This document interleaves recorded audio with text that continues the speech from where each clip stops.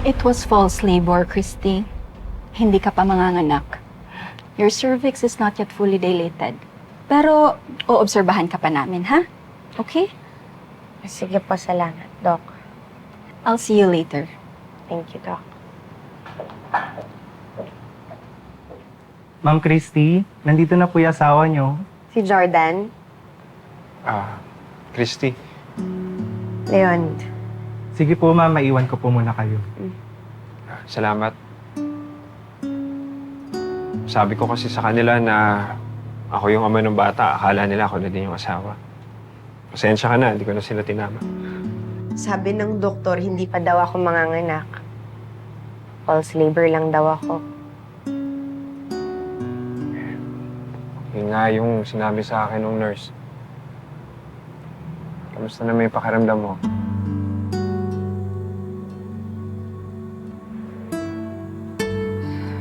Parang nanghihina pa rin eh. Parang pagod na pagod. Hindi lang sa kondisyon ko, kundi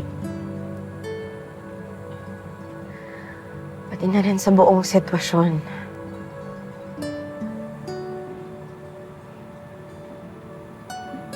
Oo nga. Ay, kwento nga sa akin yun ni Nonette. Bakit ganun, Leon? Bakit napakailap para sa amin na maging masaya? Kahit ngayon man lang sana sa araw na to. Kahit ngayon man lang sana para sa birthday ni Tori.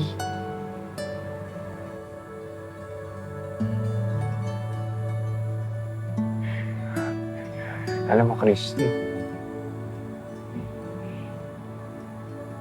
nakakapagod ba yung sitwasyon? Ang kailangan mo lang ipahinga. Tapos bukas laban ulit. Baka nandito naman ako. Gagawin ko ang lahat para tulungan kayo. Salamat, Leon. Pero sobra-sobra na. Sapat na yung mga nagawa mo. Salamat ka eh. Nadala mo agad ako dito sa ospital. Buhay mo at buhay ng anak ko nakataya. Siyempre, gagawin ko yung lahat. Lahat-lahat para lang mailigtas kayo.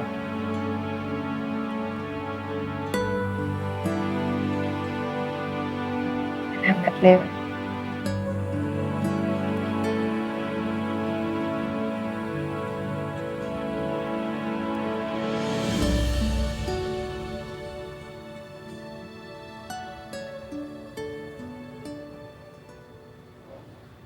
Nurse. Si Christy. Nasaan yung asawa ko? Wait lang po, sir. Check ko lang po. Christy Manansala po ba? Yes, she's my wife. Kanina pa po nasa emergency room yung asawa niya. Anong asawa? Ako yung asawa. Wait, sir. Check ko lang. Nurse, Anong ginagawa mo dito? hinatid ko si Christy dito sa ospital. Hindi ka na kailangan dito. Makakaalis ka na. Hindi ako aalis. Ako yung ama ng bata. Nandito na ako eh. Kaya umalis ka na. Alam mo, ikaw yung umalis. Bumalik ka na doon sa isang mong asawa, sila na lang alagahan mo.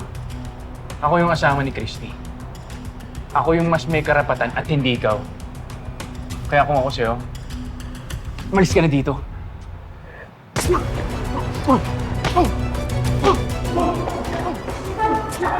Nurse? Nurse? Nurse? Ano po yung ingay? May gulo ba sa labas? May nagkaaway po sa labas. Asawa niyo raw po. Si Jordan? Dalawa po sila, ma'am. Nalilito na po ako eh. Ay, sige, awatin natin sila. Ma'am, bawal pa po kayong bumangon. Wala pa po kayo sa kondisyon. Magpahinga na lang po muna kayo. Jordan! Jordan, tama na! Tama na, sir! Sana hindi ka na lumabas ng kulungan. Gusto kong alagaan yung anak ko. Wala kang karapatan dito, Leon. O hindi dapat hindi mo iniwan si Christy. Uy! Tama na, sir! Jordan, tama na!